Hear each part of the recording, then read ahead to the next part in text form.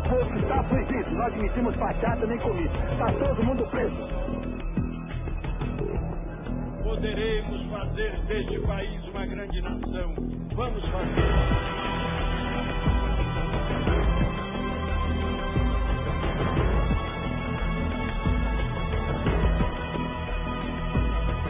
Declaro promulgada o documento da liberdade.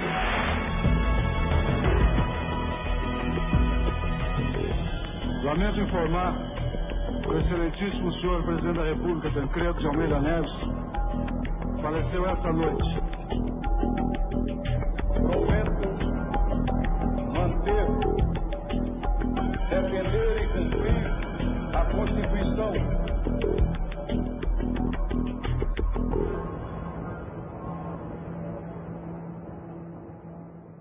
Gente de direito, democratização e liberal.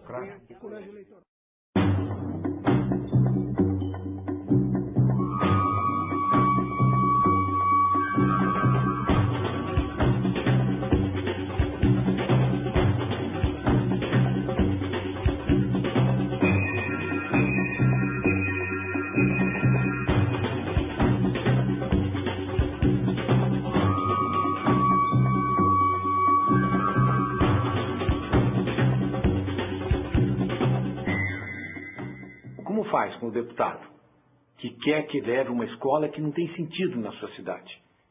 Ou quer que faça uma ponte para atender um fazendeiro amigo dele?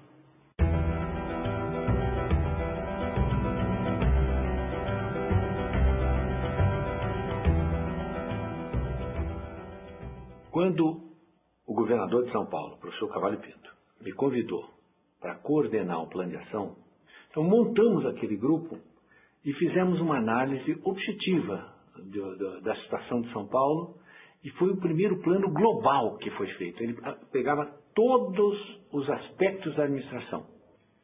Eu fiz parte do grupo de ação que criou o tal plano do Cavallo Pinto, que foi uma das coisas interessantes feitas no seu governo. O Plínio da Arruda Sampaio era o coordenador desse programa. Ele dizia o seguinte: aquela cidade, por exemplo, tem direito a uma ponte correta, num rio que é importante, onde há tráfego e tal. O político quer a ponte num lugar indevido. Bom, então é muito simples. Você chega para ele e diz o seguinte: olha, essa não vai sair, a que você quer. Mas se você reivindicar esta outra ponte que se justifica tecnicamente, o governador assinará e fará a ponte. E os deputados do governo podiam escolher, dentro daquele plano, aquelas obras que eles iam dizer que estavam patrocinando para os seus eleitores. Isso durante 4 anos. Eu acho que foi o primeiro programa razoavelmente bem sucedido de administração pública. Ele combinava uma certa racionalidade da administração com a concessão política absolutamente necessária. O sujeito tinha sido eleito para atender os seus constituintes. Quase todas as atividades do Congresso Nacional é possível se detectar um interesse econômico ativo, ou lobby, ou o interesse do próprio parlamentar. É muito complicado para um observador como eu fazer a divisão sobre o que é um convencimento de ideias, o que é a defesa de algum interesse coletivo da sua base eleitoral, do seu Estado, daquilo que é o interesse de negócio. O Brasil está evoluindo muito no debate do gasto público ou do bem público, seja no ponto da arrecadação, seja no ponto da alocação desses recursos para a sociedade. Não é tradição do Brasil discutir muito o que fazer com o dinheiro e como pagar esse dinheiro. Eu acho que nós brasileiros devíamos discutir bastante e analisarmos bastante o que nós queremos. Se adotarmos o critério da Organização Mundial de Saúde, temos 85 milhões de pobres. 85 milhões de pobres. É mais do que a população da maioria dos países do mundo. Desses 85 milhões de pobres, nós temos cerca de 15 milhões que vivem em estado de miséria absoluta. Miséria mesmo. Não tem acesso ao mercado de trabalho, não tem acesso a coisa alguma. E até as políticas, inclusive a política de renda do governo, não chega a eles, porque eles estão fora do mercado. O orçamento público da União, no Brasil, segundo uma declaração do Aliomar Malheiro, que está em muitas enciclopédias, compêndios, etc., diz o seguinte, que o orçamento da União é uma peça de ficção. Por que uma peça de ficção? Porque, na verdade, esse orçamento, ele, muitas vezes, ele é construído a partir das negociações que os políticos fazem de acordo com as necessidades que eles, políticos, têm para as suas respectivas regiões. Então, se eu tenho que levar dinheiro para a minha seca do Nordeste, eu preciso encontrar uma forma de colocar nesse orçamento público o máximo de cotas, né, financeira, para que eu possa ter acesso a esse dinheiro e levar para a minha seca.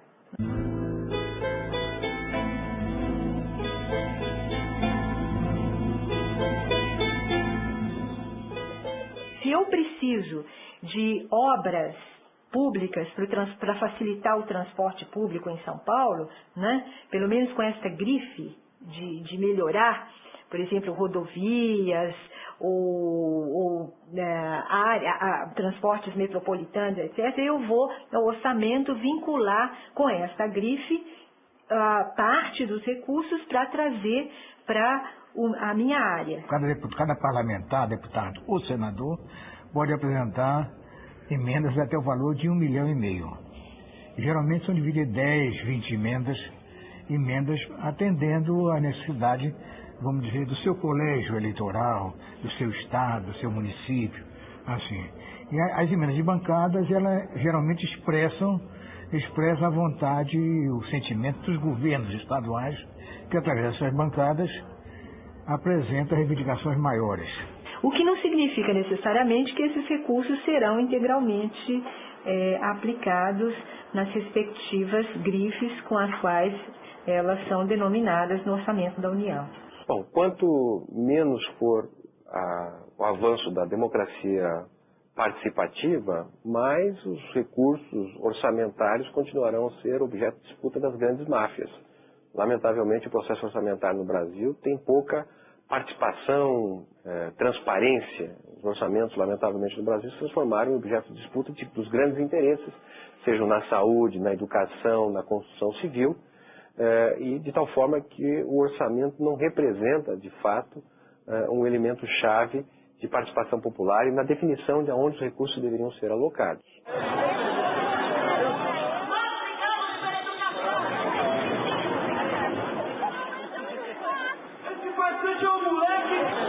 Um exemplo concreto disso que é a lei de licitação no Brasil, que certamente é muito mais avançado daquela que era oriunda do regime militar. No entanto, a lei de licitação no Brasil praticamente favorece as compras públicas derivadas das grandes empresas.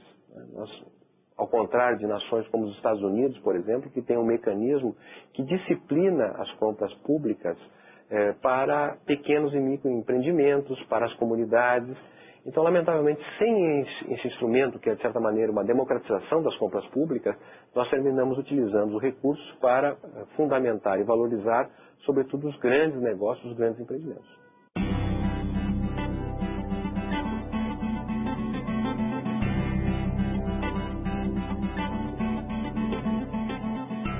A sociedade é maior que o Estado, e o Estado tem que estar sob controle público e não sob controle privado. Isso significa ter canais novos, os canais antigos arejados, desobstruídos, para que a cidadania se exerça plenamente. E ela, em movimento, participe das definições da política, né, como a construção do bem comum, e das políticas, as políticas públicas, saúde, educação, saneamento, infraestrutura, cultura, ciência, tecnologia, educação. É muito pouca a participação do Legislativo no Orçamento da República. Aqui a gente tem um problema que se denuncia pouco. Grande parte das distorções orçamentárias brasileiras é fixada pelo Executivo. E já chega aqui com total incapacidade, até por falta de competência, de emendar o orçamento da parte do Legislativo.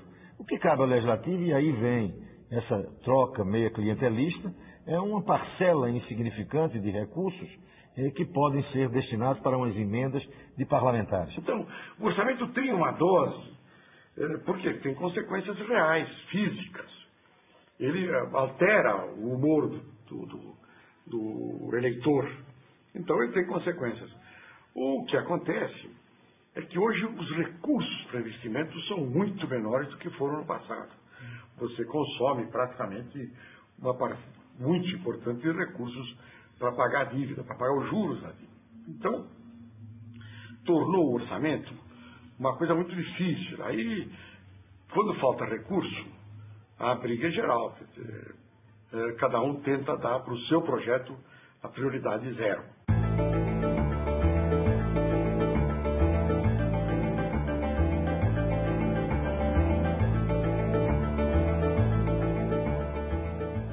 Eu acho que lobby faz parte de qualquer democracia. O lobby existe. Você tem que enfrentar. A força do governo é muito maior do que se pensa para enfrentar os lobbies.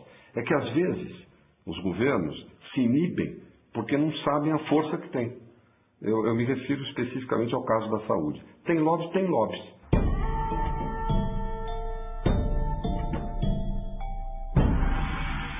No governo federal, fui ministro do Planejamento. A ideia de planejamento foi uma economia inflacionária, um governo restrito pela crise da dívida externa, restrito pela recessão doméstica, pela alta taxa de inflação. A ideia de planejamento é uma ideia vazia. E o orçamento, naquela época, era uma peça de ficção. Havia muita disputa, mas ela era interna ao governo. Quer dizer, havia uma negociação que é parte das regras do Ministério do Planejamento com todos os ministros. E havia pressões, havia atritos, havia conflitos. Porque com a inflação tão alta como era naquele período, o orçamento ia ser feito no mês seguinte, todos os meses. O que importava não é o orçamento, mas é a execução. Eu ouvi isso do Jânio, que queria uma postura diferente do Congresso em face do orçamento do Presidente da República, no caso do seu orçamento. Ele disse: eu não queria poderes totais, eu queria poderes diferentes. Não me interessava para nada nomear funcionários do Banco do Brasil.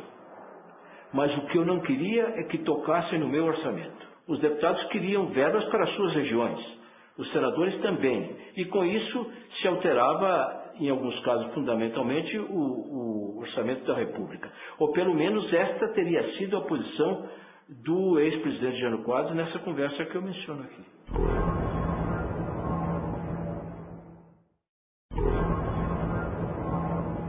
É conchavo, é propina, já tom, variações do mesmo tema sem sair do tom. Brasília é uma ilha, falo porque eu sei, uma cidade que fabrica sua própria lei, onde se vive mais ou menos como na Disneylândia. Se essa palhaçada fosse na Cinelândia, ia juntar muita gente pra pegar na saída, pra fazer justiça uma vez. Então, por exemplo, quando a gente viu a corrupção na CPI do orçamento, o orçamento, fazer o orçamento é uma prerrogativa do parlamento. O parlamento ganhou sua prerrogativa fazendo um orçamento. Exatamente naquilo que é a essência do parlamento, se deu a corrupção. O que era a corrupção? Era exatamente aquele processo de se apropriar do público. E o que mais chocava a gente é que alguns denunciados daquela CPI, eles não se chocavam, eles achavam que era normal. Nunca esqueça a frase de um deputado do Mato Grosso, quando foi investigado sobre troca de partido, ele disse: se jogador troca, vende seu passe, por que eu não posso vender meu mandato?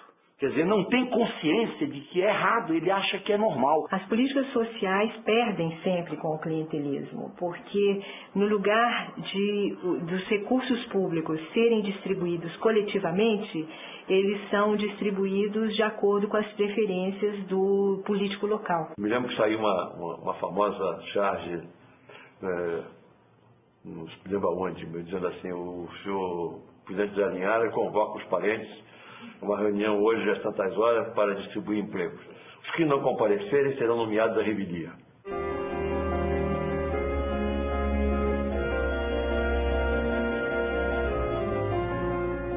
Agora, o Adhemar de Barros criou o slogan ou aceitou o slogan de rouba mais faz.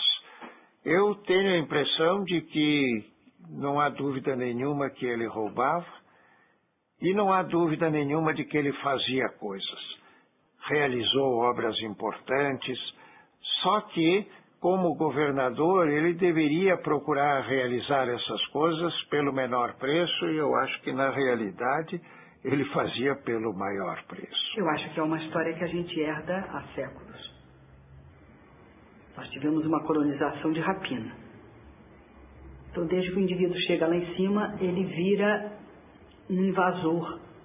Às vezes, a impressão que eu tenho é que a nossa elite política, na verdade, vem de um outro país que invadiu esse aqui e que daqui a pouco eles vão, sei lá, vão embora, aí vem outro invasor que também ficará num estágio lá em cima.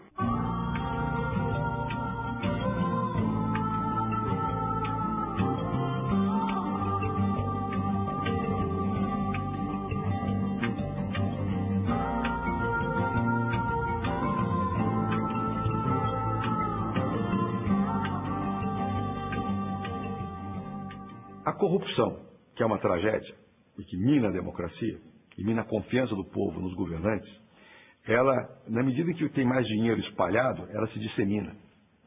Antes a corrupção era grande, aqui em cima. Agora a merenda escolar é cada município. Agora, obviamente, são 5.500 municípios. Sempre tem um ou outro que desvia. O que nos leva a uma percepção de que, infelizmente, a corrupção no nosso país está sendo banalizada. As pessoas estão começando a ter uma relação de alheamento com a corrupção. As pessoas começam a se comportar da seguinte forma: bem, eu sou um cidadão honesto, eu não roubo, eu cumpro direito com as minhas obrigações, eu vou ficar no meu cantinho fazendo as coisas certas. E deixa esse pessoal fazer aí o que eles acham. Eu acho que essa é a pior política. Nós temos que voltar a nos indignarmos com tudo isso que está acontecendo e não permitirmos que a corrupção, que o descaso para com as instituições públicas se torne algo banal e que a gente possa conviver com isso. Se a sociedade não se organiza, aí você corre o risco de ter uma corrupção disseminada. Então, a responsabilidade da sociedade é muito grande também. E a sociedade não está ativa suficientemente hoje. E o controle disso não pode ser policial, porque não tem polícia para tudo isso. Nem é dentro do Tribunal de Contas, porque o Tribunal de Contas vai julgar depois de feito. Tem que ser a sociedade. Quanto mais participação, melhor. E não me venham com esses seus assuntos internos. É que não é o discurso político que manda, não é a tese defendida que manda. O que manda são os interesses econômicos dos grandes grupos que determinam o que precisa ser feito ou não no país. E a elite brasileira aprendeu isso muito bem.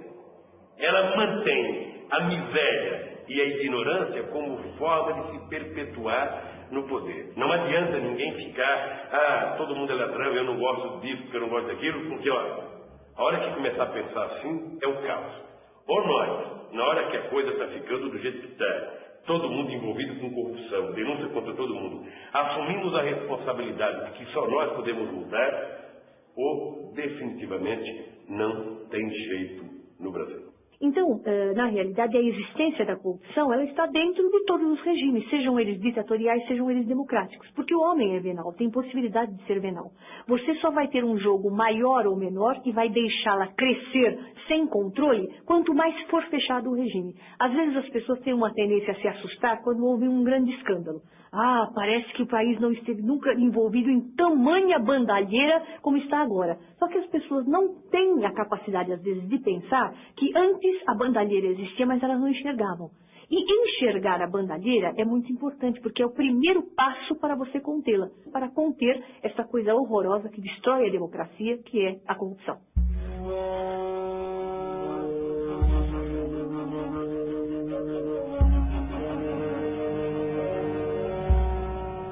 A Transamazônica tinha um papel para ser desempenhado. Depois você abandonou. A Transamazônica foi feita uma ocupação inteiramente irracional. E mais ainda, naquele momento você não sabia realmente o que levaria à ocupação da Amazônia. Ficou claro depois que o problema da Amazônia é muito mais complexo do que simplesmente você fazer uma estrada e dizer eu vou fazer um sistema de colonização dos dois lados da estrada e tudo vai funcionar. Você percebeu claramente que não era assim.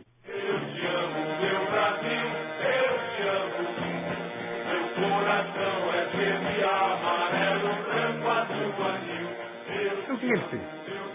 Abriu. Sob certo aspecto, quebrou. Quebrou o monopólio estatal quando ele abriu ao chamado contrato de risco a pesquisa de petróleo na nossa plataforma continental. Mas o fez de tal maneira a preservar rigidamente o interesse nacional. Quem te der ao trabalho de ler os contratos de risco que foram firmados à época que o presidente Geisel abriu a pesquisa de petróleo em águas territoriais brasileiras, vai verificar o cuidado com que esses contratos foram feitos.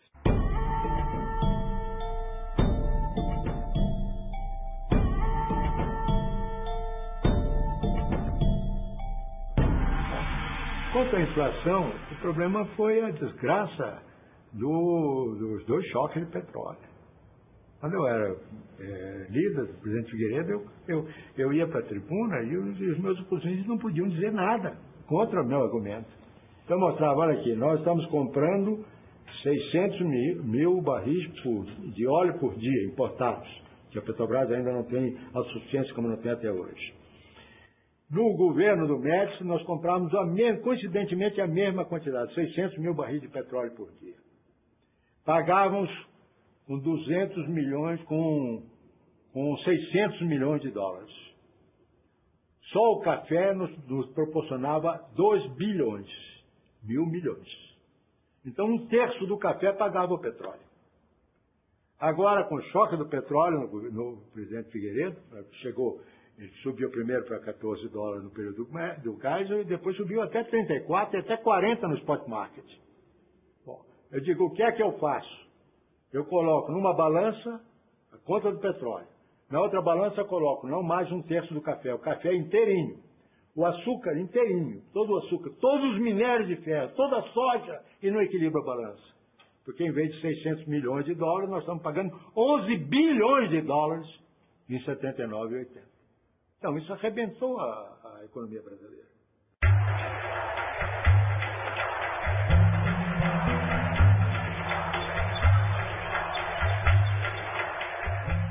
Alguns anos depois dos dois choques do petróleo, a esse choque de petróleo, o governador Paulo Maluf respondeu com a Paulipetro. Foi procurar petróleo em São Paulo e deixou uma dívida de 500 milhões de dólares. Mas essa dívida de 500 milhões de dólares, nós tratamos simplesmente, não pagamos.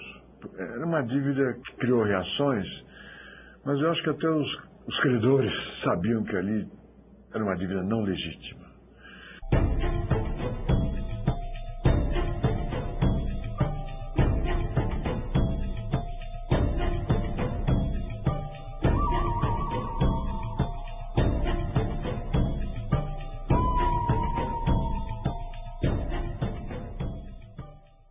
A primeira crise do petróleo, jogou o modelo que aqui se vinha adotando, que era um modelo de financiamento fácil internacional, das grandes obras, dos grandes investimentos do Brasil potência, aquilo dali mostrou que tínhamos um certo pé de barro.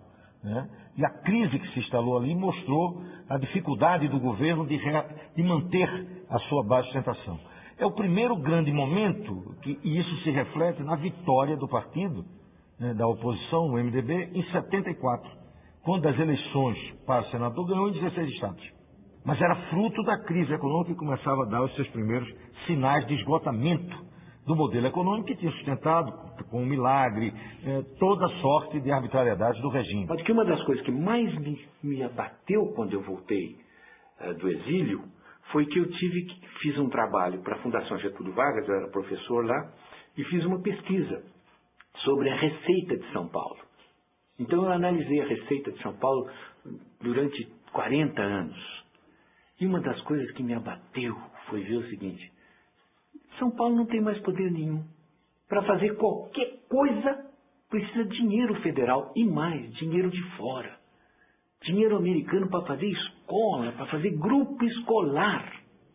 O milagre econômico brasileiro não foi comparável ao milagre japonês ou mesmo alemão dos anos 50, que foi um milagre econômico feito por intermédio da redistribuição da renda, por ampliação do consumo, que permitiu os operários ter acesso a casa própria, automóvel, coisas desse tipo.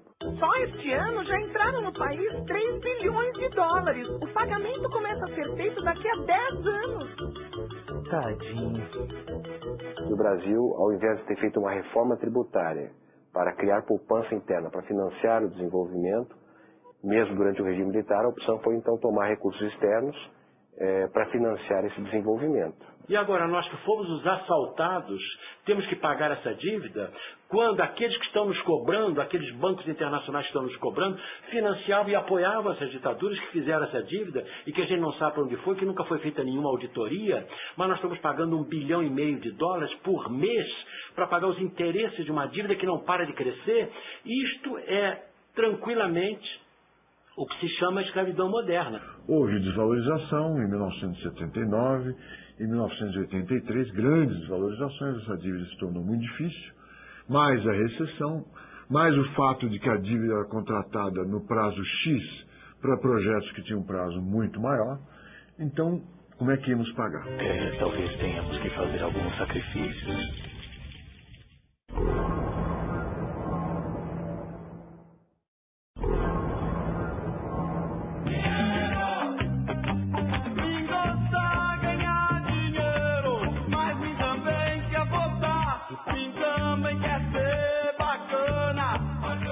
Temos que buscar um financiamento do Tesouro em relação daquilo que esse Tesouro, que essa sociedade quer consumir.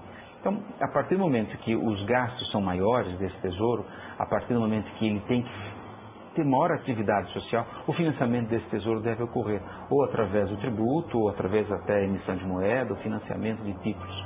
Então, são formas que financiam o Tesouro.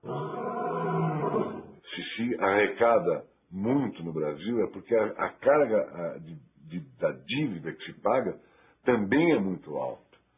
Então, há aqui um certo mito de se dizer que arrecada-se muito porque a máquina está inchada, porque os políticos são nepotistas, porque etc, etc. Bom, eu não duvido que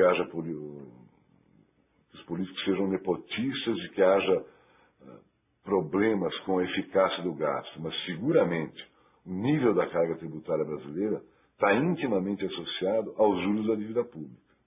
Então, a dívida assume uma proporção extremamente importante na determinação da política econômica nacional, porque o Brasil vai fazer, a partir de 83, uma opção pelo pagamento do serviço da dívida.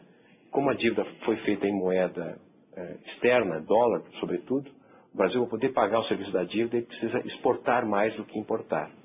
E aí nós vamos observar, nessas últimas 2 décadas do século XX, praticamente o Brasil submisso a ter que atender os compromissos do endividamento que foi feito em maior quantidade nos anos 70. Alô, Brasil? Eles fecharam conosco o câmbio.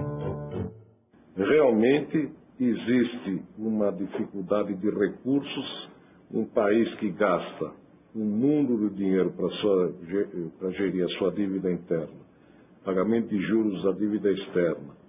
É um país que não tem poupança. Um país que não tem poupança é um país que não consegue fazer investimentos em coisas essenciais. Enquanto não conseguirmos dinheiro para fazermos investimentos nesses campos, educação, saúde pública, nutrição, nós vamos continuar patinando e vamos continuar com dificuldades sociais.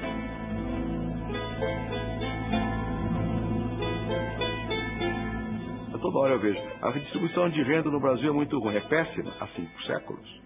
Né? E a mudança de renda é um processo secular também. A pergunta para o país, para o povo, não é essa. A base está subindo ou não?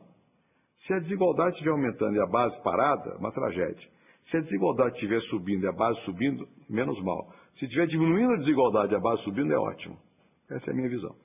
O Plano Real só não quebrou porque o governo conseguiu tomar emprestado 135 bilhões de dólares nos 4 anos de Fernando Henrique. As pessoas ignoram esse fato de que nós fizemos déficit de conta corrente de 35 bilhões de dólares por ano. e que existia lá fora quem estivesse disposto a financiar. Com o dinheiro que se gasta em um ano para pagar juros dessa dívida maluca que foi acumulada durante a gestão do Plano Real, seria possível fazer um Brasil novo. Por exemplo, 20 bilhões de reais daria para construir 4 milhões de casas, portanto acabar com o déficit habitacional.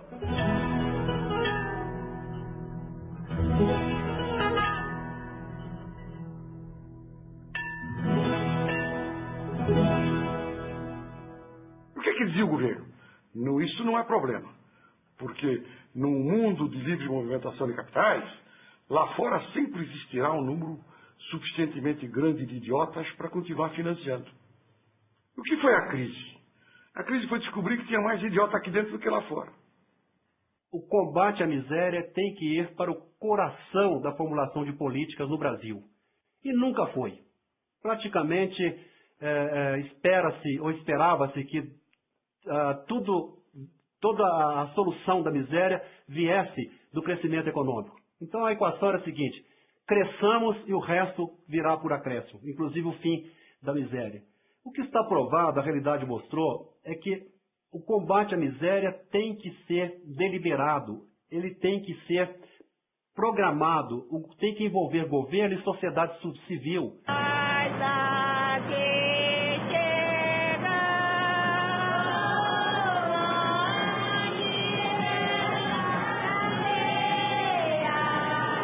Central do Brasil é um filme que realmente ele retoma aquela preocupação com o social, né?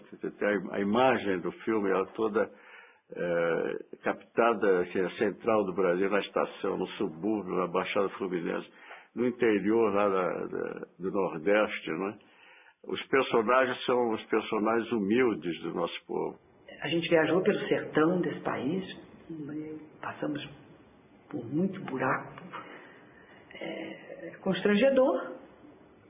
Eles vivem num outro mundo, numa outra época. Eu duvido que eles saibam o nome das pessoas que dirigem este país. São extremamente esperançosos, né? Tem algo de hindu neles.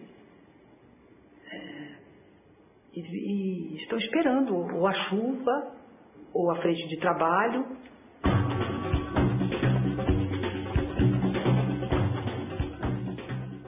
A descontinuidade administrativa é uma praga no sistema político brasileiro. Ela causou grandes danos do ponto de vista socioeconômico, de atendimento às demandas da sociedade, de um projeto para o país, e continua causando porque essa descontinuidade administrativa permanece como uma das características do nosso sistema político. O que acontece? Elegemos um governo, ele vem com um programa que ele cumpre mal ou bem, ele termina o mandato, o novo governo faz terra arrasada da política administrativa anterior, muitas vezes acabando radicalmente com o que foi feito. Isso ocorre claramente no plano federal, com prejuízos evidentes, porque o que falta para o país é planejamento.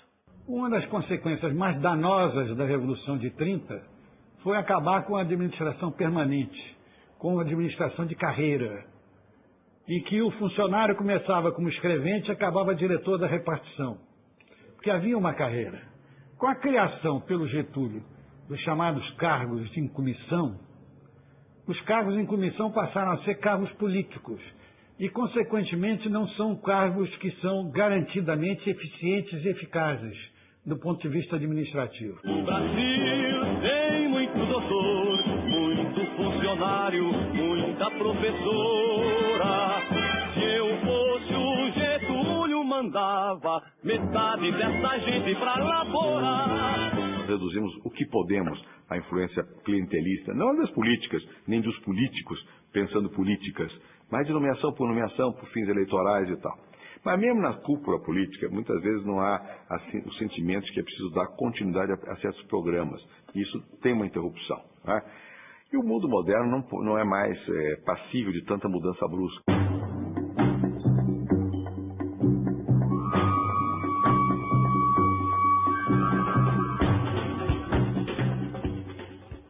vai governar se você não tiver um plano de energia que tenha continuidade. Energia leva tempo para se materializar. Petróleo, gás, energia elétrica e educação. Como é que você vai dar zigue-zague a toda hora? Tudo isso faz com que aquele investimento feito num determinado momento vá água abaixo. As dificuldades de ter um setor público eficiente, com regras de longo prazo, onde você, a partir de um determinado momento, sabe que o que vai acontecer nos próximos 10, 15, 20 anos, não vai sofrer uma descontinuidade. Isso no Brasil é muito problemático, é muito difícil, coisas que em outros países mais evoluídos, nos Estados Unidos, na Europa, você tem.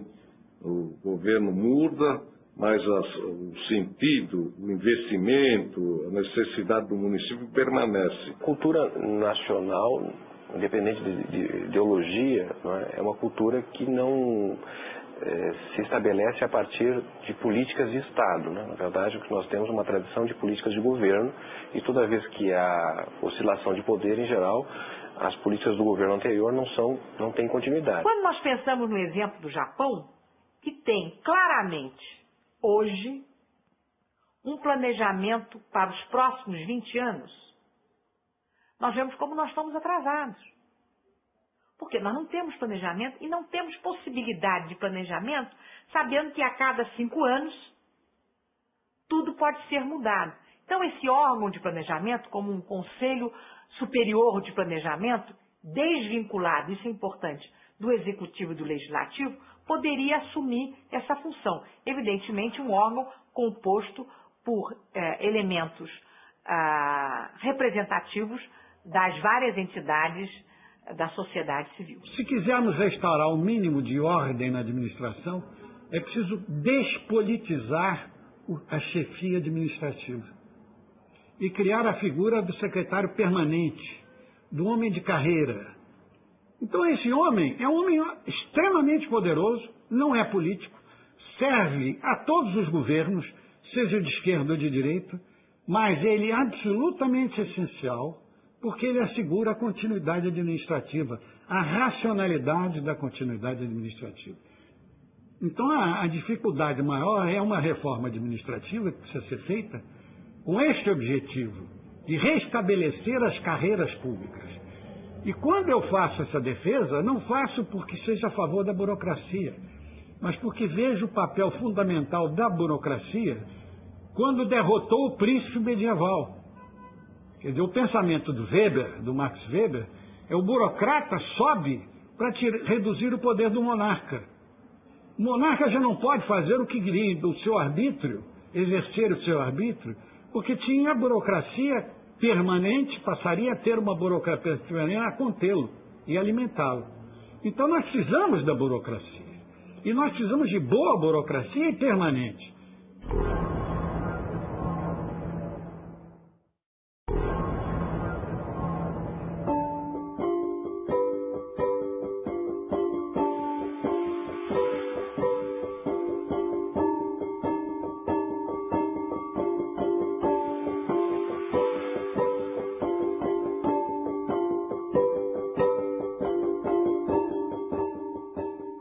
Brasília foi feito nesse clima assim de fazer a capital do país, o melhor que pudesse.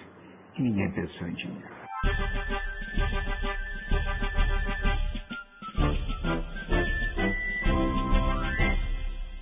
O Juscelino era feito um príncipe da Renascença. Se nós tivéssemos tido mais tempo, não é? A gente tinha chamado os artistas para colaborar, fazer as pinturas, mas não havia tempo para tudo ocorrer. Ele tinha ideia de fazer uma obra fantástica. Ele disse, pode falar, quando o senhor construiu Brasília em 3 anos e mudou a capital em 3 anos, num regime democrático, em que o contribuinte que paga as contas fosse de fato ouvido, não teria sido possível fazer a capital em 3 anos e mudar a capital em 3 anos. Porque o custo dessa velocidade, dessa imposição de cima para baixo de Brasília sobre o Brasil, não era, evidentemente, um comportamento qualificável de democrático. Ele deu um salto na cadeira e disse, nunca ninguém tinha me dito uma coisa dessa. É claro que a Constituição de Brasília, até hoje, é um episódio polêmico na história econômica do Brasil. Se diz, por vezes, bom, o legado foi a inflação. Não necessariamente o legado foi a inflação. Eu acho que os benefícios que a Constituição de Brasília trouxe ao país foram também inequívocos. Você teve um desenvolvimento forte da Constituição pesada, da Constituição Civil, isso dinamizou a industrialização no Brasil. Você teve um efeito renda muito importante, teve também concentração de renda. Preciso entender que o Brasil, nos anos 50, sofreu uma tremenda aceleração no seu desenvolvimento. Uma mudança estrutural profunda. Se instalou um parque automobilístico, indústrias de bens de capital se expandiram, por todo, digamos, o Sudeste, a petroquímica, as indústrias de base, a siderurgia se expandiu muito, mas isso não mudou muito a estrutura social, pelo menos no que se refere à repartição da renda, padrão de vida. Juscelino não poderia ter feito o governo que fez se não tivesse tido as bases do governo Vargas. Há uma convergência no que diz respeito à opção pelo desenvolvimento, no que diz respeito ao Getúlio Vargas e ao Juscelino Kubitschek. No entanto, há uma diferença importante, que durante os 2 períodos de mandato do governo Getúlio Vargas, a opção pelo desenvolvimento era mais nacionalista.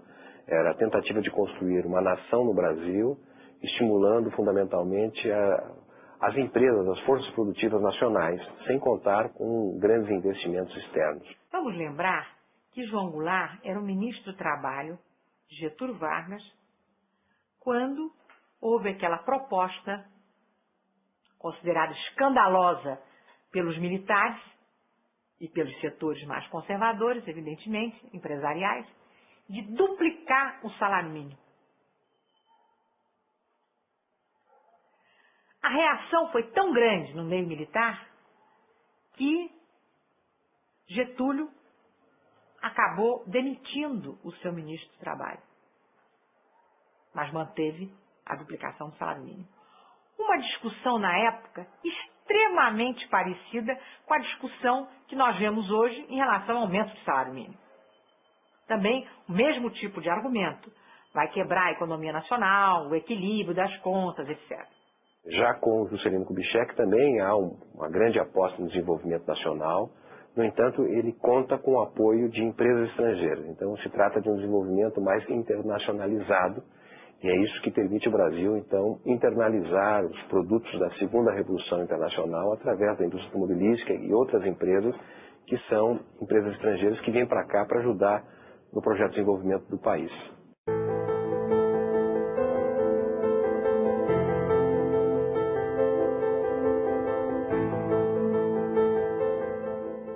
O Brasil não fez uma reforma agrária, não democratizou a propriedade fundiária, assim como também não fez uma reforma tributária que fizesse com que os ricos pagassem impostos. Os ricos seguem no Brasil sem pagar impostos praticamente. E ao mesmo tempo o Brasil não fez a reforma social, que é justamente a condição necessária para um estágio de bem-estar social, a universalização da educação, da saúde e especialmente no que diz respeito ao transporte e habitação. Então, o que nós tivemos, na verdade, foi a predominância de um capitalismo selvagem, não é? Sem as reformas que pudessem dar algum sentido de igualdade. Eu trabalho na agricultura, mas meus filhos e o meu marido agora não tem serviço nem muito e nem pouco. Por que a senhora desmaiou? A senhora tem ideia de por que aconteceu? Eu não tenho ideia não, é porque eu estou sentindo fome. E não só eu, só com o meu povo da vizinhança toda. É fácil entender. Você pega um país de escravos e de brancos, né? De negros e brancos, pobres e ricos, escravos e homens livres. Aí você faz os escravos ficarem homens livres. Só a liberdade não será suficiente. Precisa de estradas, escolas. Eles precisam de gastos públicos. Né? Precisam de estradas sem pedágio. Né? Precisam de metrôs subsidiados, como no mundo inteiro. Precisam de educação gratuita. Então, o gasto público é fundamental. Eu acho isso, para reduzir a desigualdade. Se ideologicamente ou em termos de desejo, todo dirigente gostaria que houvesse uma maior inclusão social, todo partido gostaria que houvesse, as políticas econômicas praticadas vão na direção oposta. Sei, às vezes eu acho que a gente devia ser que nem São Francisco de Paulo, sabe como é? Fazer a sopa do pobre na esquina, sabe? Fazer um atendimento na esquina. Assim. Quem for médico atende 3 horas na esquina. Quem souber cozinhar faz uma panelada de sopa ali na esquina. Enfim, ter um atendimento de emergência de guerra às vezes. Eu me indigno todos os dias com a desigualdade que existe no Brasil. Realmente, isso é uma coisa que nós temos que nos convencer disso. Quer dizer, é uma indignidade nós vivermos com a quantidade de pessoas miseráveis, desempregadas. É uma indignidade. Isso não pode continuar, gente. Isso não é comunismo, não é nada. Isso é uma indignidade. Sabe, é preciso as pessoas se tocarem, quer dizer, a gente sabe a quantidade de riqueza que circula nesse país, a quantidade de dinheiro que as pessoas gastam, tem pessoas que não sabem o que fazer com o dinheiro que têm.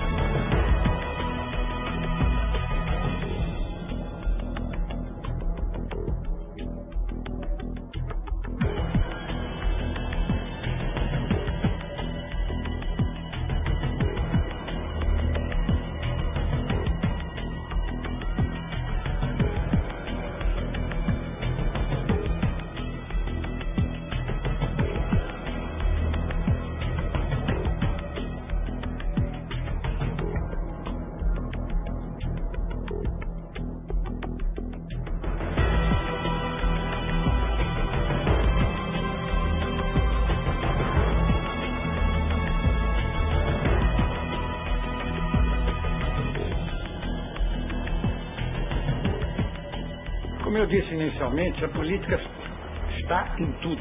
Está na arte a política, no teatro a política. Então, quando parece que não há política, a política continua existindo. Apenas ela não admite que seja política. Quando você organiza uma coisa, você imediatamente instala a política dentro dessa organização.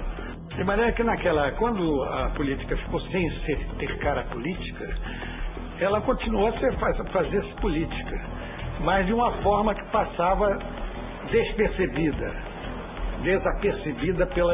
pelas pessoas que estavam, na verdade, realizando a política.